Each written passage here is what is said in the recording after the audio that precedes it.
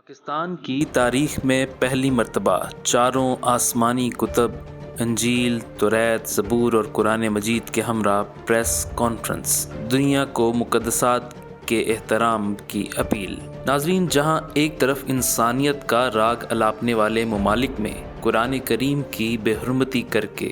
کروڑوں مسلمانوں کی دل آزاری کی جا رہی ہے، وہیں دوسری طرف پاکستان میں مسلمان اور مسیحی قائدین نے مذہبی رواداری کی عظیم مثال پیش کرتے ہوئے انجیل، توریت، زبور اور قرآن مجید کے ہمراہ پریس کانفرنس کر کے تمام آسمانی مذاہب اور ان کے مقدسات کے احترام کا عملی نمونہ پیش کیا ہے، جو اس وقت پوری دنیا کے پرنٹ، الیکٹرانک اور ڈیجیٹل میڈیا کی زینت ہے۔ چیئرمین پاکستان علماء کونسل حافظ محمد طاہر اشرفی نے مسلم اور مسیحی قائدین کے ہمراہ پریس کانفرنس کی، جس میں پاکستان کے مسلم مسیحی قائدین نے مذہبی رواداری کی عظیم مثال قائم کرتے ہوئے انجیل، توریت، زبور اور قرآن مجید کے ہمراہ پریس کانفرنس کرتے ہوئے کہا کہ تمام یہ چاروں اللہ کی کتابیں محترم ہیں، مقدس ہے، ہمارا ان پر ایمان ہے، اور جو ان کی توہین کرے، ان کے تقدس کو پامال کرے، اس کا اسلام سے کوئی تعلق نہیں ہے۔ کھڑے ہو کر ان چاروں کتابوں کو،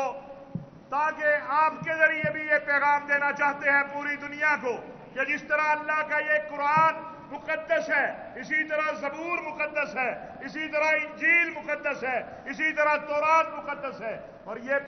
دنیا سے یہ مطالبہ ہے، اقوام متحدہ سے یہ مطالبہ ہے، ہمارا یہ مطالبہ اسلامی تعاون تنظیم OIC سے ہے، یورپی یونین سے ہے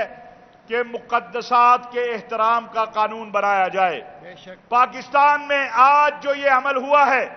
اس سے بڑی بین المذاہب ہم آہنگی کی مثال پاکستان سے نہیں دی جا سکتی۔